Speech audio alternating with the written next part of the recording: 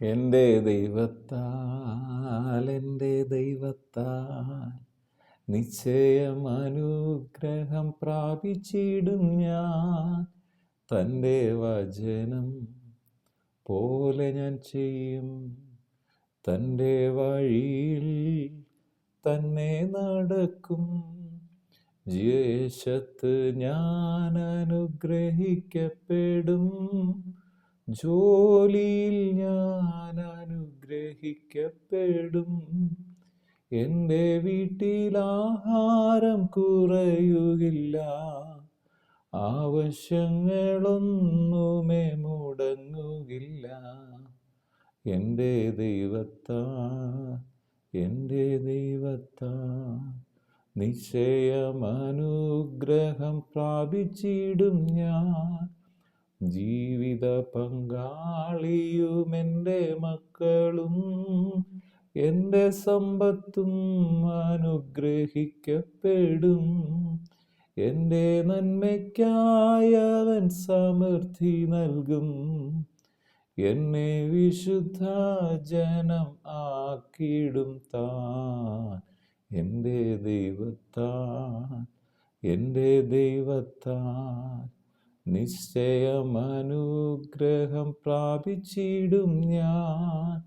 തൻ്റെ വചനം പോലെ ഞാൻ ചെയ്യും.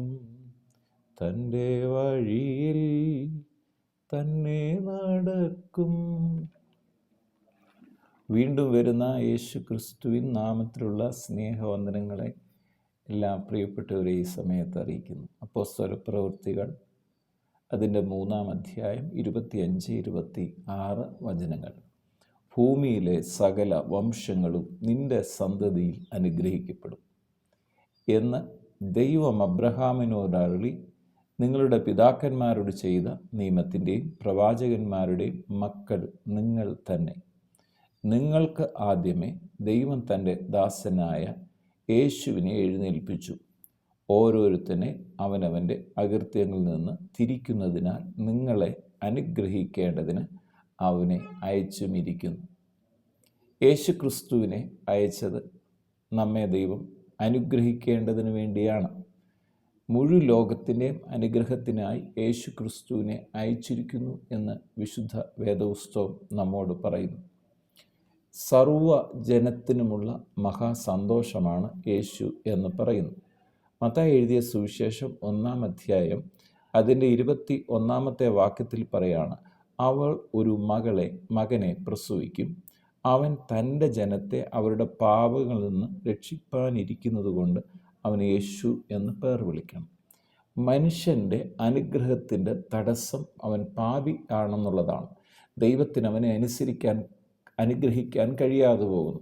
അതുകൊണ്ട് യേശു ക്രിസ്തുവിനെ അയച്ച് മുഴു ലോകത്തെയും പാപങ്ങളിൽ നിന്ന് യേശു മുഖാന്തരം രക്ഷപ്പെടും എന്നാണ് ഈ വചനം. അവളൊരു മകനെ പ്രസവിക്കും. അവൻ തൻ്റെ ജനത്തെ അവരുടെ പാപങ്ങളിൽ നിന്ന് രക്ഷിക്കാനിരിക്കുന്നത് കൊണ്ട് അവന് യേശു എന്ന് പേർ വിളിക്കണം.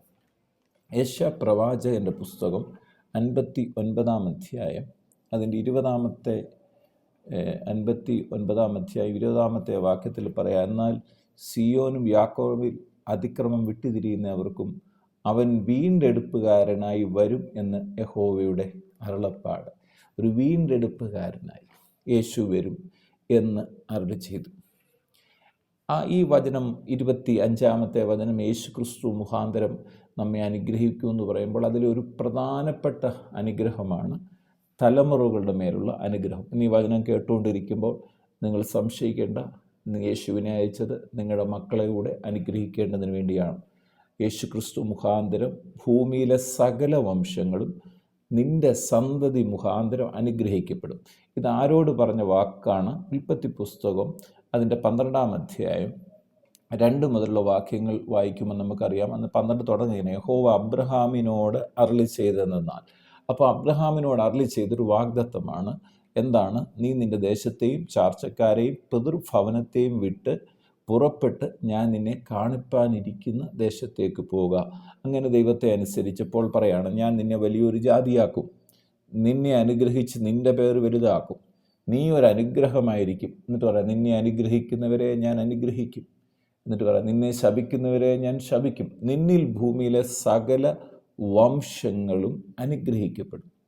സകല വംശങ്ങളും അനുഗ്രഹിക്കപ്പെടും. ഈ വചനമാണ്. ഈ വചനം ഒരു അനുഗ്രഹം അബ്രഹാമിൻ്റെ മേലുണ്ട്. ഭൂമിയിലെ സകല വംശങ്ങളും എങ്ങനെ അനുഗ്രഹിക്കപ്പെടുന്നത്? നമ്മൾ മുഖാന്തരം മാത്രമല്ല, നമ്മുടെ തലമുറകൾ മുഖാന്തരം. നിങ്ങൾ യേശു ക്രിസ്തുവിനെ രക്ഷകനും കർത്താവുമായി അംഗീകരിച്ച ഒരു വ്യക്തിയാണെങ്കിൽ ഈ അനുഗ്രഹം യേശു ക്രിസ്തുവിനെ അയച്ചത് തന്നെ അനുഗ്രഹിക്കാനാണ്. നിങ്ങളെ മാത്രമല്ല, നിങ്ങളുടെ തലമുറകളെ ദൈവം അനുഗ്രഹിക്കുക തന്നെ ചെയ്യും. ഭൂമിയിലെ സകല വംശങ്ങളും എങ്ങനെ? നിങ്ങളുടെ സന്തതി മുഖാന്തരം അരുളി ചെയ്യുമെന്ന് ദൈവം തന്നെ അബ്രഹാമിനോട് അരുളി നിങ്ങളുടെ പിതാക്കന്മാരോട് ചെയ്ത നിയമത്തിൻ്റെയും പ്രവാചകന്മാരുടെയും മക്കൾ നിങ്ങൾ തന്നെ. അതെങ്ങനെയാണ് നമ്മൾ അനുഗ്രഹിക്കപ്പെടുന്നത്? അത് നമുക്ക് നോക്കാം. ഗലാത്യർക്ക് എഴുതിയ ലേഖനം 3-ാം അധ്യായത്തിൽ അത് പറയുന്നുണ്ട്. 7 മുതലുള്ള വാക്യങ്ങൾ വായിക്കാം. വിശ്വാസികളത്രേ അബ്രഹാമിൻ്റെ മക്കൾ എന്നറിവീൻ. ആരാണ്? യേശു ക്രിസ്തുവിൽ വിശ്വസിക്കുന്നവരാണ് അബ്രഹാമിൻ്റെ മക്കൾ എന്നിട്ട് പറയണം. അപ്പോൾ ആ അനുഗ്രഹം വിശ്വസിക്കുന്ന, യേശുവിൽ വിശ്വസിക്കുന്ന സകലർക്കും അവരുടെ തലമുറകൾക്കുമുള്ളതാണ്. എന്നാൽ ദൈവം വിശ്വാസം മൂലം ജാതികളെ നീതീകരിക്കുന്നുവെന്ന് തിരുവെഴുത്ത് മുൻകണ്ടിട്ട് നിന്നിൽ സകല ജാതികളും അനുഗ്രഹിക്കപ്പെടുമെന്നുള്ള സുവിശേഷം അബ്രഹാമിനോട് മുൻകൂട്ടി പറഞ്ഞു. അങ്ങനെ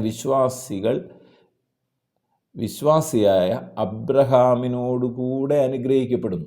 നിങ്ങൾ യേശു ക്രിസ്തുവിൽ ഇന്ന് വിശ്വസിക്കുമ്പോൾ, ഈ വിശ്വാസിയായി തുടരുമ്പോൾ, നിങ്ങൾ മുഖാന്തരം വിശ്വാസത്തിൽ നിങ്ങളുടെ തലമുറകളും അബ്രഹാമിന് ദൈവം കൊടുത്ത വാഗ്ദത്തത്തിലൂടെ അനുഗ്രഹിക്കപ്പെടുകയാണ്.